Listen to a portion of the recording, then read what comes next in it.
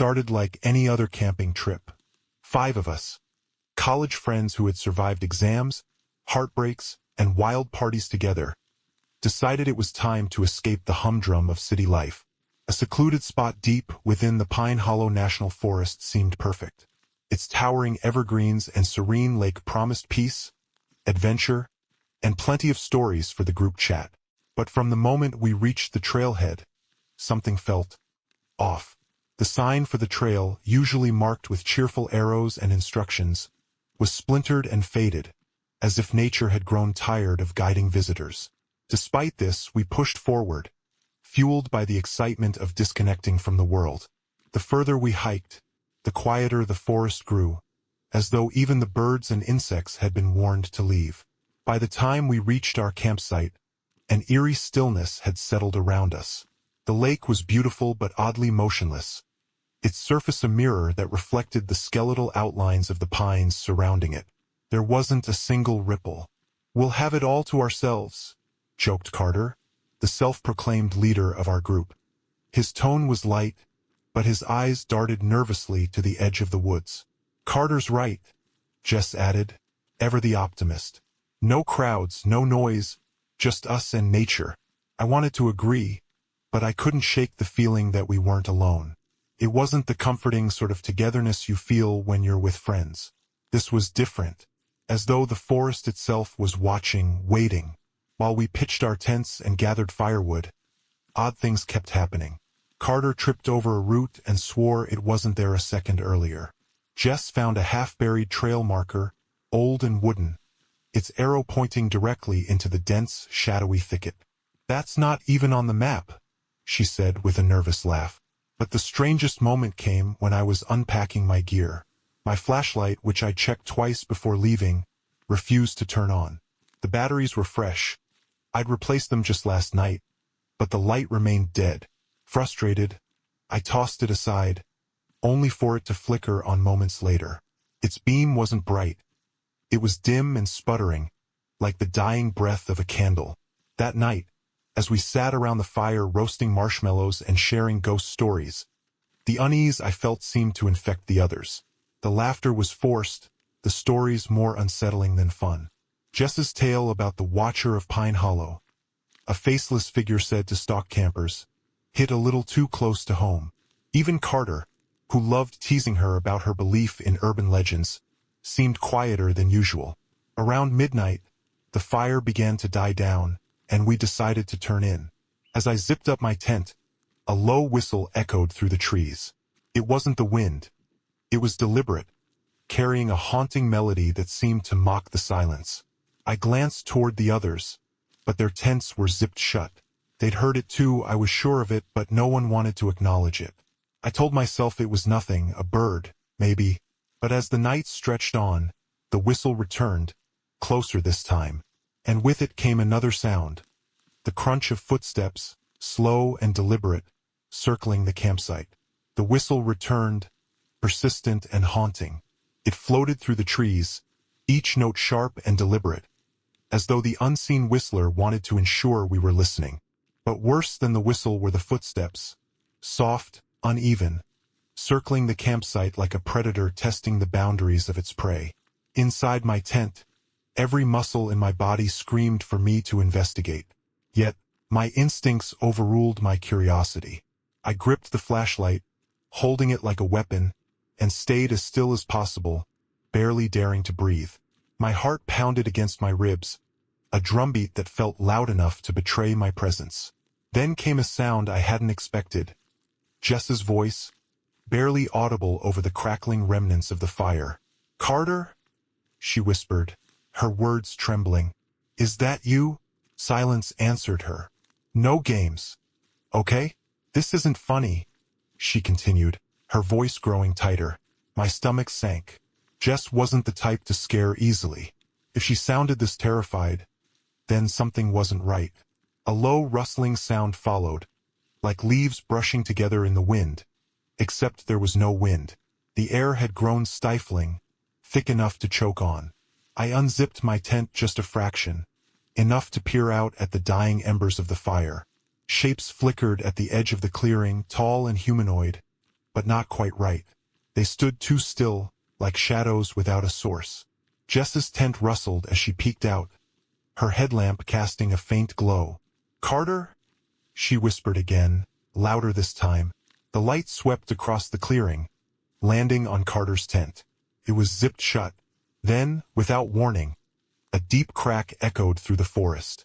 It sounded like a tree snapping in half, or something massive tearing its way through the underbrush. Jess froze, her beam darting wildly across the trees. "Carter, I swear to—" Her scream cut through the night, sharp and guttural, as if something had yanked the air straight from her lungs. I bolted from my tent, flashlight in hand, but I stopped cold the second I stepped outside. Jess's tent was empty, its zipper flapping in the breeze that hadn't been there a moment ago. We ran toward the campsite, hearts pounding, flashlights swinging wildly as we pushed through the underbrush. When we broke through the tree line, my stomach twisted at the sight before us. The fire was out. The tents were there, but they weren't as we'd left them. They were collapsed, the poles bent inward as if something had crushed them from above. Our backpacks were scattered, zippers torn open, their contents spilled across the ground. "Jess!" Carter called out, his voice hoarse. "Are you here?" No answer. Just the faint rustle of leaves overhead and the sound of our own ragged breathing. Leah knelt by one of the torn backpacks, picking up a flashlight that had rolled into the dirt. She wiped it off with shaky hands. "This wasn't like this when we left," she murmured, her voice barely above a whisper. "No kidding," Carter snapped, though his bravado was cracking. "Someone's messing with us." Evan stepped closer to the trees, his flashlight trained on the ground. "If it's someone, where are they? They'd have to be close to do all this in just a few minutes." The whistle started again, low, slow, and deliberate. It came from deep within the woods, the same direction we'd just come from. Leah jumped, clutching my arm. That isn't a bird," she said. "It's not natural." "No," I said quietly. "It's not." The sound grew louder, weaving through the trees like it was alive, circling us, taunting us. Evan's flashlight flickered, then went out. "Damn it," he muttered, smacking it against his palm. When it didn't come back on, he turned to me. "Let's just pack up and leave. Now." I was about to agree when Carter held up his hand. "Wait," he whispered. He was staring toward the lake, his face pale. "Do you see that?" We turned to look. At first, I didn't notice anything unusual, just the glassy surface of the water, still and undisturbed. But then, just beyond the edge of the clearing, I saw what he meant. A figure. It was barely visible, standing half-concealed behind a tree. Could have been a person, but something about the way it stood made my skin crawl. The figure didn't move, didn't react to our flashlights sweeping over it. It just watched. "Jess!" I called, though my voice wavered. The figure stepped out from behind the tree, and it wasn't Jess. It was a man, or at least it looked like one. He was tall and thin, his features obscured by shadow. His clothes were dark and hung loosely on his frame, and though his face was turned toward us, it was impossible to make out his eyes. The man raised a hand, almost like he was waving. Leah gasped and stumbled back. "Who the hell is that?" None of us answered. We were frozen, staring, waiting for him to speak or move closer. Instead, he lowered his hand and turned, walking slowly toward the lake. His movements were smooth but unnatural, as though he was gliding just above the ground. He stopped at the water's edge and stood there, still as a statue. "Let's go," Carter hissed, his voice barely audible. "Now." We began packing our scattered gear in silence, moving as quickly as we could. I kept glancing over my shoulder, expecting the man to move toward us, but he didn't. He just stood there, his back to us, staring at the lake. As we worked, I realized something that made my blood run cold. The whistling hadn't stopped. It hadn't grown quieter either. It was still circling us, coming from the trees, though none of us could see who or what was making it. The man by the lake didn't move, didn't react to the sound. It was like he couldn't hear it at all.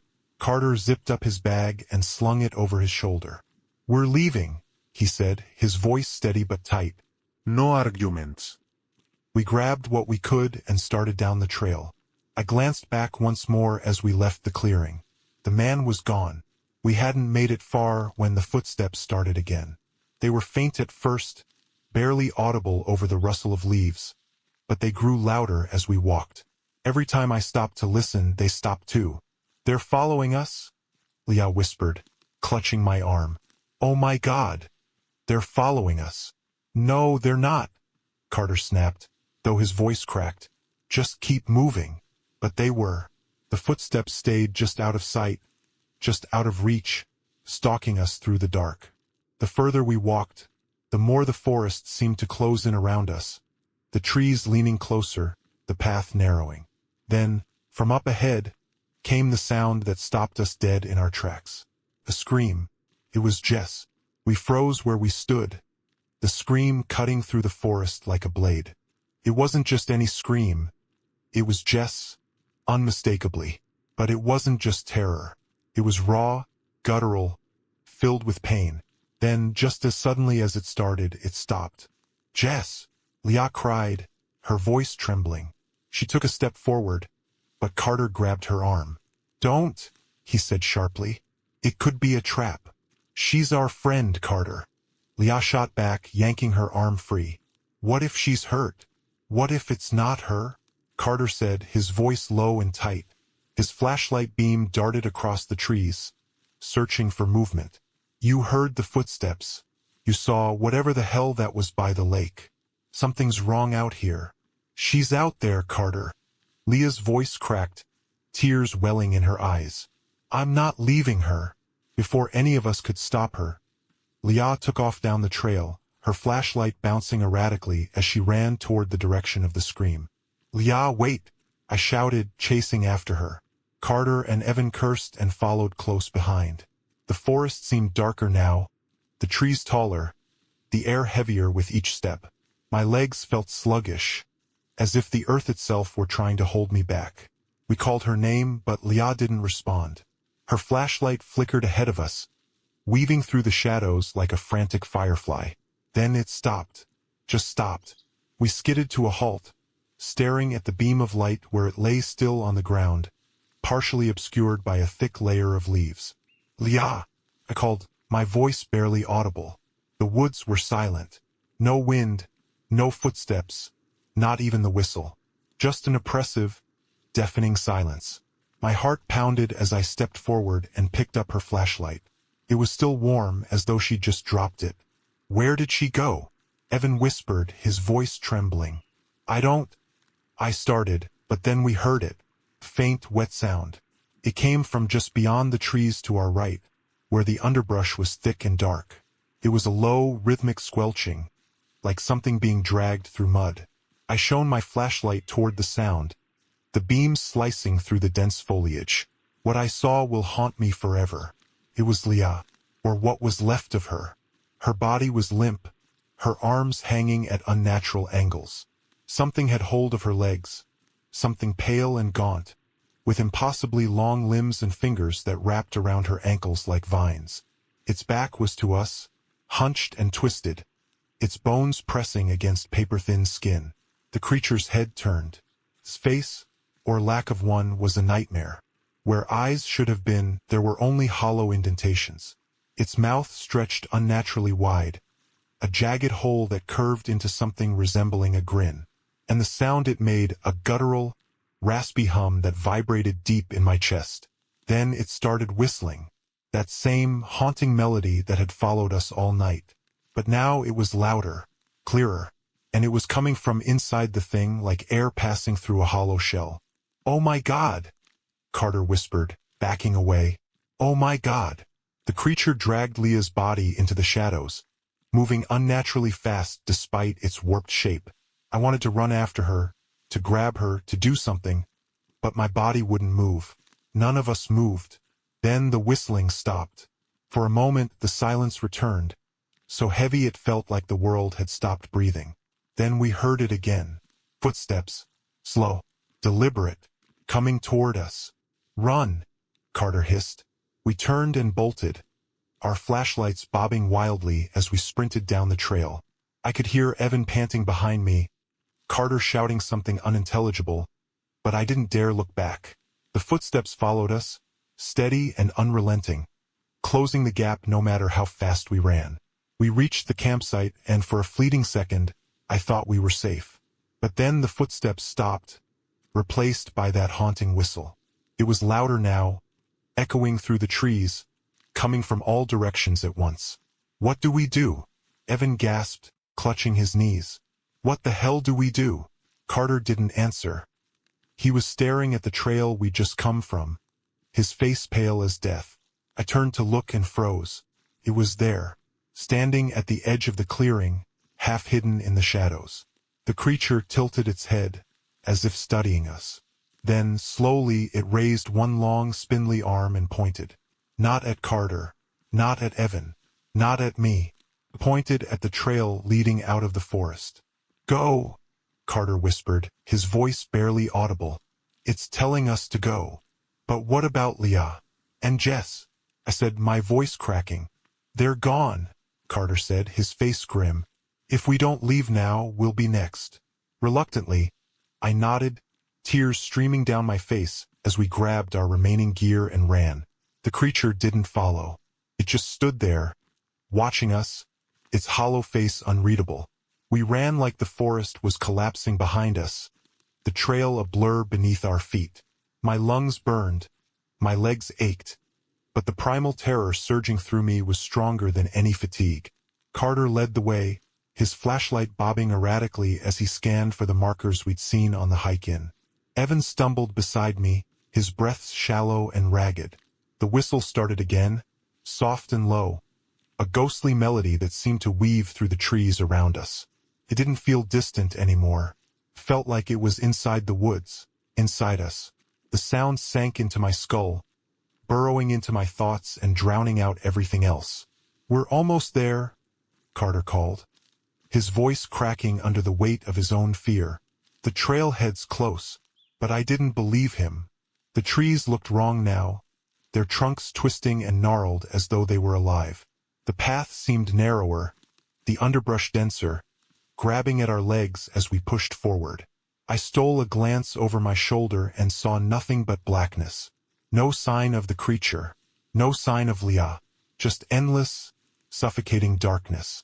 "We have to keep moving," Carter shouted, snapping me out of my spiraling thoughts. He reached the crest of a small hill and froze, his flashlight trembling in his hand. "No. No, no, no." Evan and I scrambled up beside him, and my stomach dropped. The trail we'd followed for hours, clear and marked with bright signs on the way in, was gone.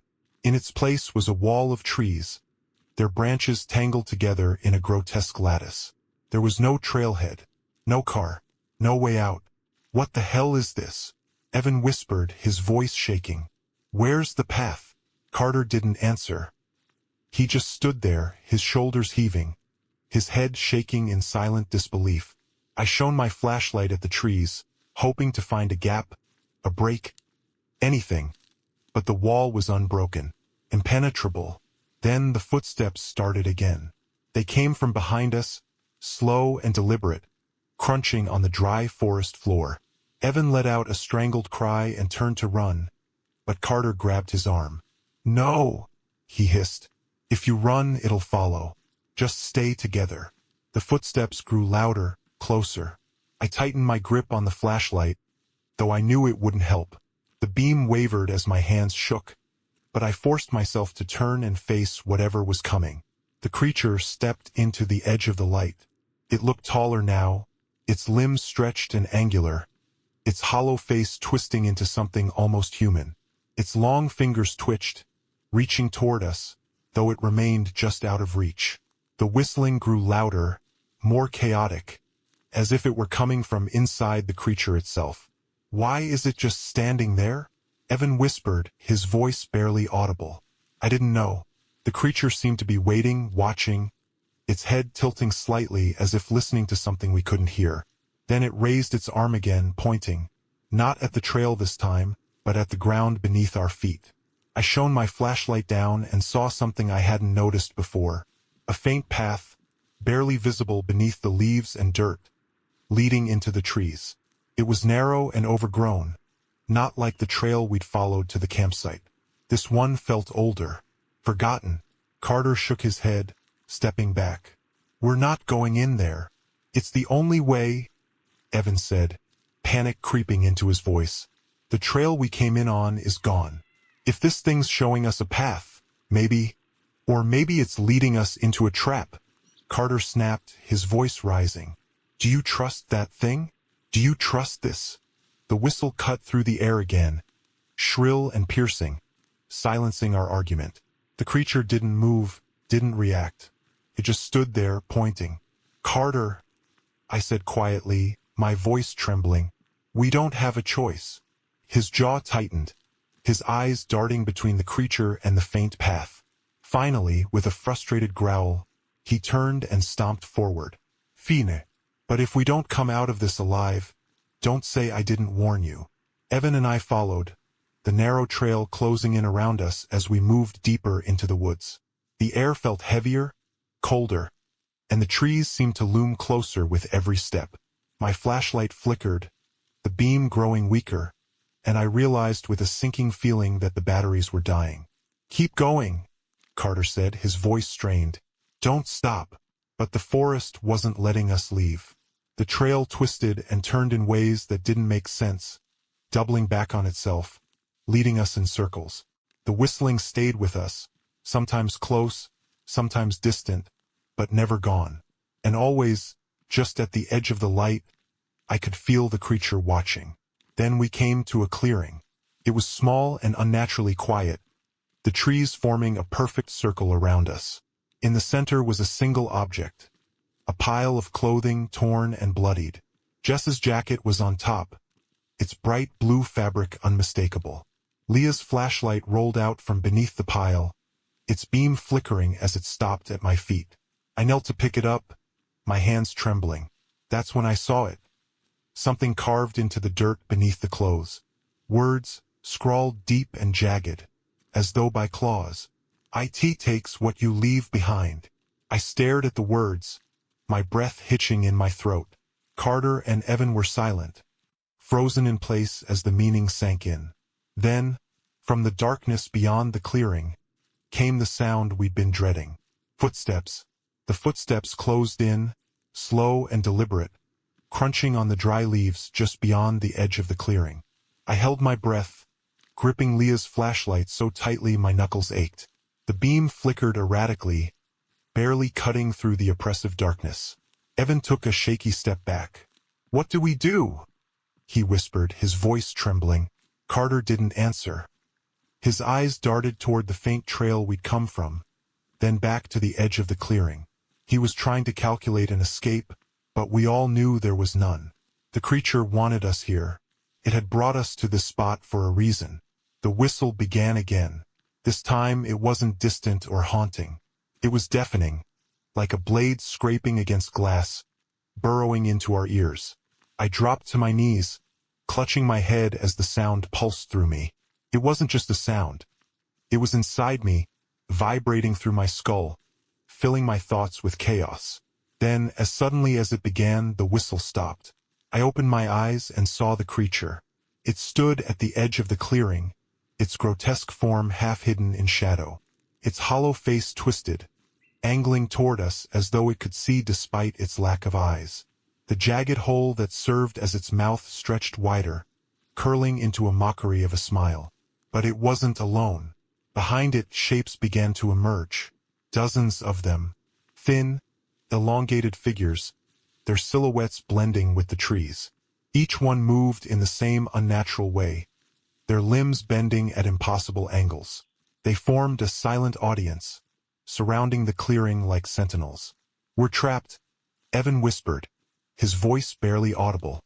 "No," Carter said through gritted teeth. "We can still make it. If we—" He stopped mid-sentence, his face paling. I followed his gaze and saw what had silenced him.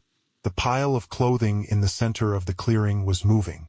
At first, it was subtle, a faint shifting, like something stirring beneath the fabric. Then it became violent. The clothes jerked and twisted, as though invisible hands were pulling at them. I stumbled back as the pile began to rise, taking shape.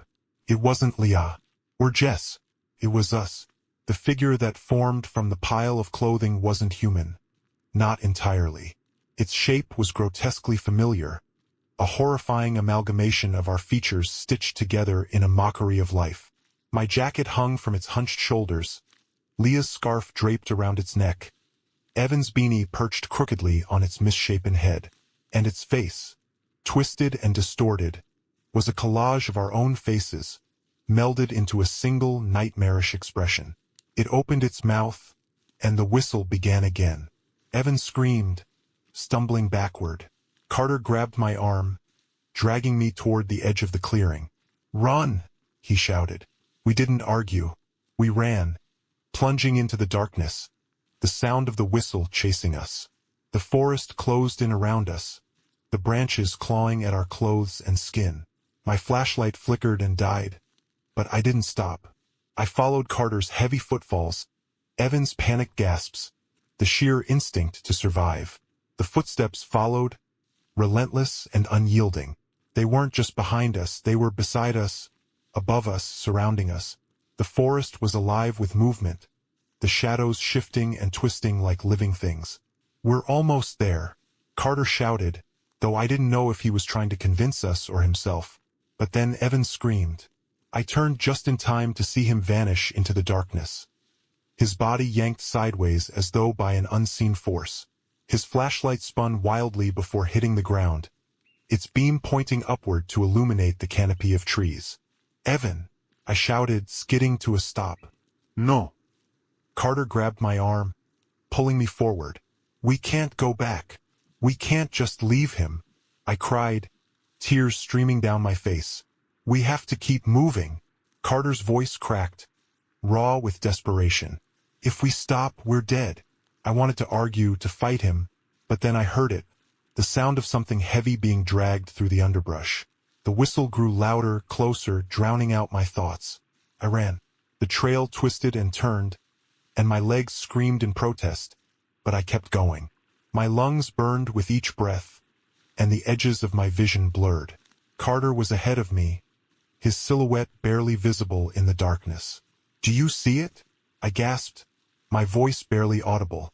"The trailhead," Carter shouted, and for a moment, hope flared in my chest. But when we reached the clearing, my heart sank. It wasn't the trailhead. It was the campsite. We had run in a perfect circle. The fire pit was cold. The tent still collapsed, but the scene wasn't how we'd left it. There was something new in the clearing now. Two figures stood in the center, their backs to us. One wore a blue jacket, her dark hair matted and hanging limply. The other was taller, his beanie tilted to one side.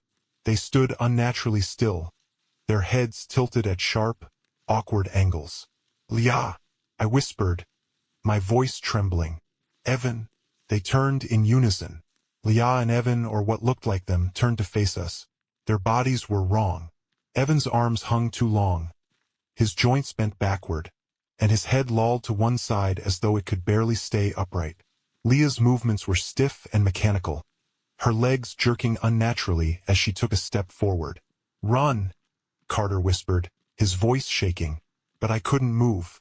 My feet were rooted to the ground, my mind refusing to comprehend the grotesque parodies of my friends standing before me. Their faces were vacant, their mouths hanging open as if caught in a silent scream. Then they spoke. "You shouldn't have come here." The words came from both of them at once, their voices overlapping, hollow and unnatural. It wasn't them speaking, it was something else using their mouths, their bodies. I stumbled back, nearly tripping over a tree root. What do you want?" I stammered, my voice barely audible. They didn't answer. Instead, Leah tilted her head, her empty gaze fixing on me.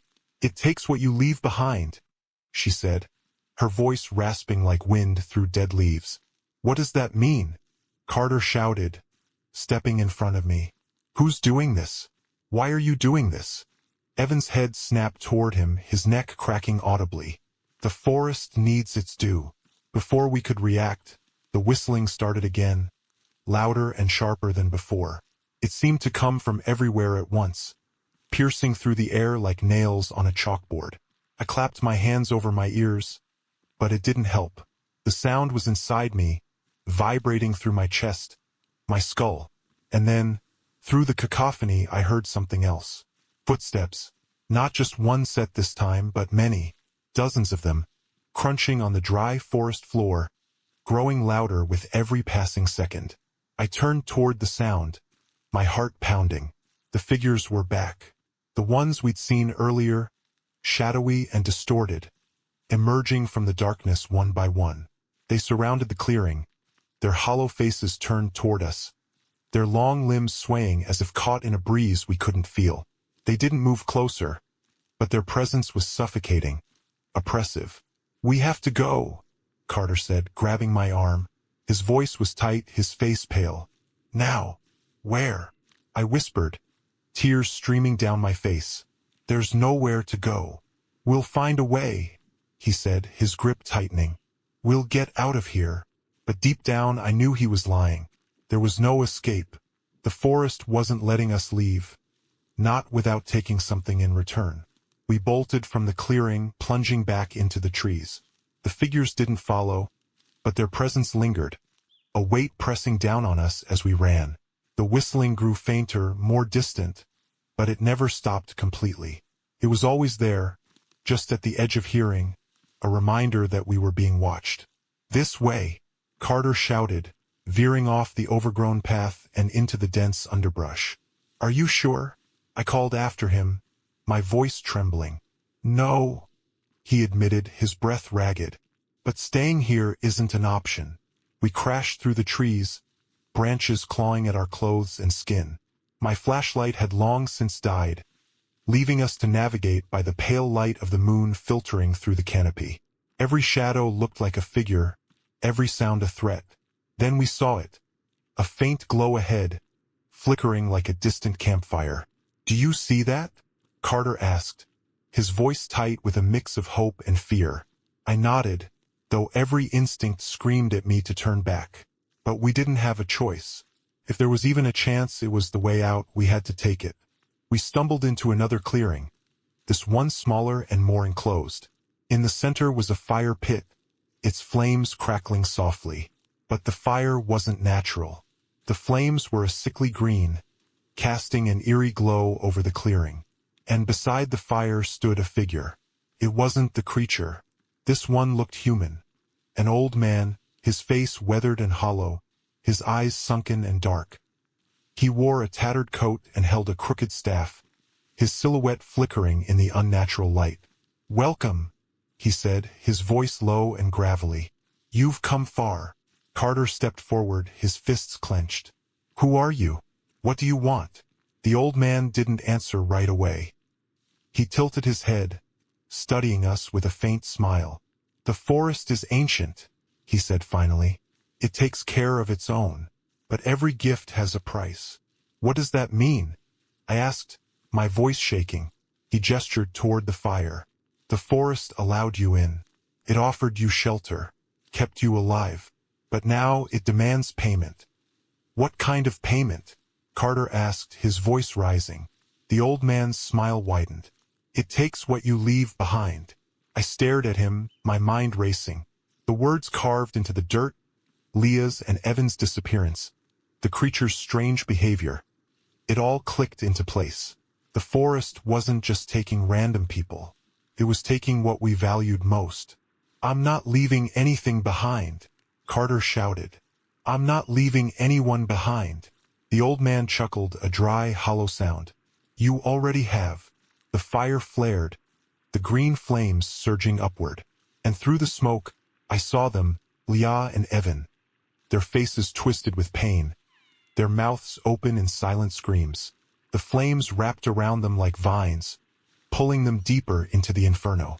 Carter lunged forward, but the old man raised his staff, and an invisible force knocked him back. "The forest has made its choice," the man said. "If you wish to leave, you must let them go." "No," I screamed, tears streaming down my face. There has to be another way. There is none, the old man said. Decide quickly. The forest does not like to wait. The clearing seemed to pulse with unnatural energy, the green flames crackling louder as they twisted around the figures of Leah and Evan. Their faces flickered in and out of the fire, their expressions frozen in agony, their bodies distorted as though being reshaped by the heat. Carter scrambled to his feet, his face pale but set with determination. "We're not leaving them," he growled, glaring at the old man. "You hear me? We're not leaving anyone." The old man tilted his head, his hollow eyes gleaming in the firelight. "It is not up to you," he said calmly. "The forest has already decided. You are here because you crossed into its domain. It gave you shelter. Now it takes what is owed."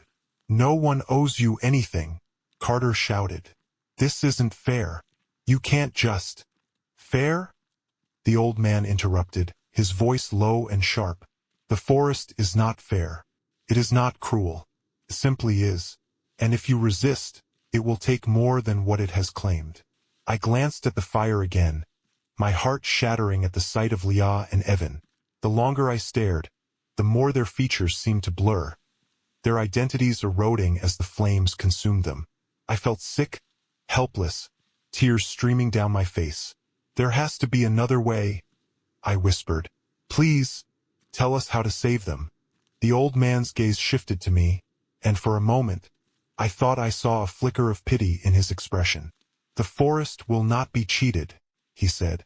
"If you wish to save them, you must offer something greater in return." "What does that mean?" Carter demanded. "What do you want from us?" The old man stepped closer, his shadow stretching unnaturally long across the clearing. "A life for a life," he said simply. "If you wish to free them, one of you must take their place." The words hit like a physical blow. My knees buckled, and I sank to the ground, clutching my chest. "You're saying—" I couldn't finish the sentence. The thought was too horrifying to put into words. "Yes," the old man said. "One of you must give yourself to the forest." "Willingly." Carter stared at him, his face contorted with rage and disbelief. "You're insane. You think we're going to agree to that?" The old man didn't respond. He simply turned to the fire and raised his staff. The flames surged higher, and Leah's scream pierced the air, raw and desperate. Evan's form writhed, his hands reaching toward us as if begging for help. "We have to do something," I cried, grabbing Carter's arm. "We can't just let them die." "What do you want me to do?" Carter shouted, his voice cracking. "Throw myself into the fire? Is that what you want?" His words hung in the air, heavy and suffocating. None of us spoke. None of us moved. The old man lowered his staff, and the flames subsided slightly, though Leah and Evan's torment remained. "The choice is yours," he said. "But if you hesitate much longer, the forest will make its own decision." The silence that followed was unbearable. Carter paced the edge of the clearing, his hands clenched into fists. I could see the battle raging inside him, the desperation to save our friends warring with the primal instinct to survive. "I'll do it," I said quietly, the words tumbling out before I could stop them. Carter froze, staring at me as though I'd lost my mind. "What?" "I'll do it," I repeated louder this time. My voice was shaking, but I forced myself to stand. "If it's the only way to save them, then I'll—" "No," Carter snapped, cutting me off. He grabbed my shoulders, shaking his head. "You're not doing this. We'll figure something out." "There's nothing to figure out," I shot back, my own anger bubbling to the surface. "Do you think I want this? Do you think I want to die? But we can't just let them burn, Carter. They didn't deserve this. And you do?" he yelled, his voice breaking. "You think this is what they would want? Someone has to make the choice," I shouted, tears streaming down my face. "If you won't do it, then I will." Carter opened his mouth to argue, but before he could speak, the whistle returned. It was louder this time, sharper, cutting through the air like a blade. The old man turned, his expression darkening. "The forest grows impatient," he said. Decide now, or it will take all of you. Carter's shoulders slumped, his face crumpling as he realized the truth. There was no way out. No trick, no loophole. The forest would take what it wanted, and if we didn't give it willingly, we'd all pay the price. Fine, he said hoarsely, stepping forward. Take me. Carter, no. I grabbed his arm, but he pulled away, his eyes filled with a fierce determination. It's my fault, he said, his voice steady despite the fear in his eyes. I'm the one who pushed us to come here. I'm the reason Leah and Evan are. He trailed off, his gaze dropping to the ground. I can't let you do this, okay? It has to be me. Before I could stop him, he stepped toward the fire. Are you certain? The old man asked, his tone almost reverent. Carter nodded. Just let them go. The old man raised his staff, and the flames flared again. But this time they didn't consume Carter. Instead, they reached out like tendrils, wrapping around him, pulling him into the inferno. His scream was the last thing I heard before the fire roared and then vanished, plunging the clearing into silence. The forest fell silent. No wind, no footsteps, no whistling. Just the crackle of leaves underfoot as I dropped to my knees, staring at the spot where Carter had stood moments before. The green flames had vanished, leaving no trace of him or the old man. The clearing was empty, eerily pristine, as though the nightmare we'd endured had been wiped away. But Leah and Evan were gone too. Carter, I whispered, my voice cracking. The weight of his sacrifice hit me like a blow, knocking the breath from my lungs. He was gone. Because of me, because I hesitated, because I couldn't make the choice myself. I turned to the spot where Leah's flashlight lay in the dirt. It was still flickering, the weak beam casting a small circle of light on the forest floor. I picked it up with trembling hands, its warmth grounding me for just a moment. We're free, I muttered, more to myself than anyone else. But even as I said the words, I didn't believe them. Behind me, Evan's voice rang out, soft, distant. Are we? I whipped around, my flashlight sweeping across the trees, but there was no one there. Evan's voice was gone, swallowed by the shadows. For a moment, I thought I saw movement, a flicker of something familiar darting between the trees. But when I stepped closer, there was nothing. It wasn't real. Couldn't be real. I don't know how long I wandered. The forest seemed endless, every direction blending into the next. My flashlight flickered, its light growing dimmer by the second. The trail was gone, the campsite a distant memory. All I had was the weight of Carter's sacrifice and the echo of Evan's voice in my ears.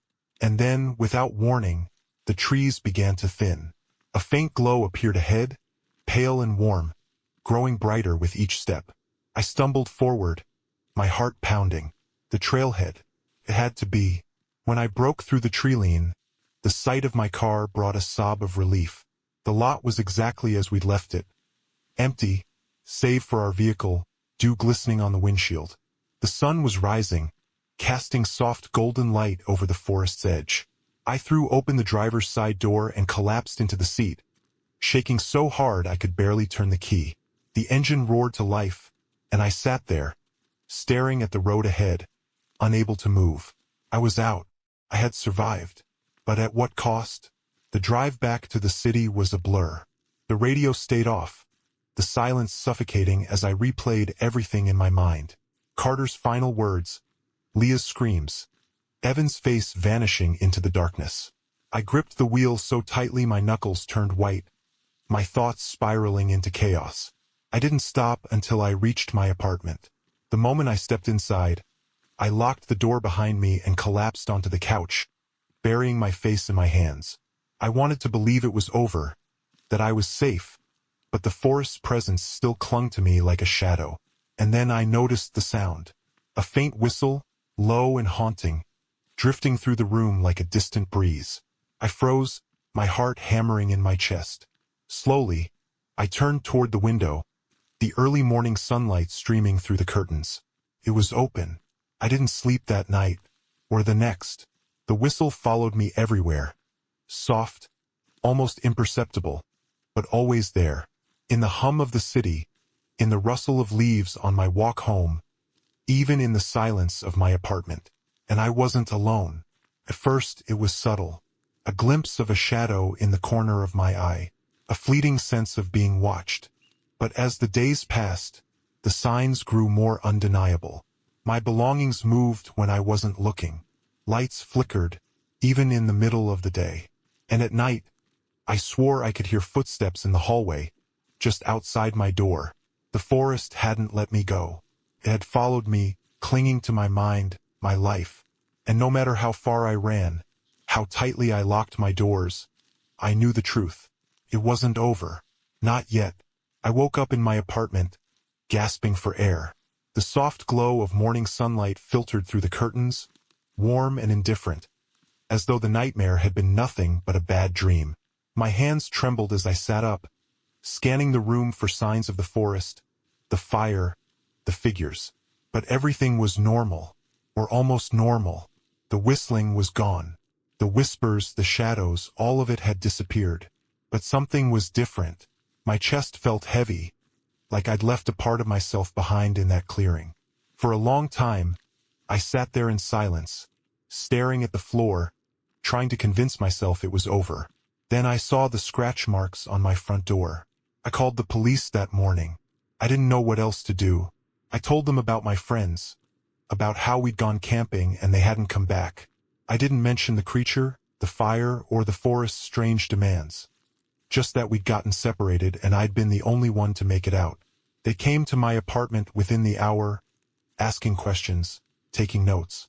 I gave them the location of the trailhead, the time we'd arrived, the names of my friends. Carter, yeah, Evan, Jess. I told them everything I could without sounding insane. One of the officers, a woman with kind but tired eyes, knelt down beside me as I sat on the couch.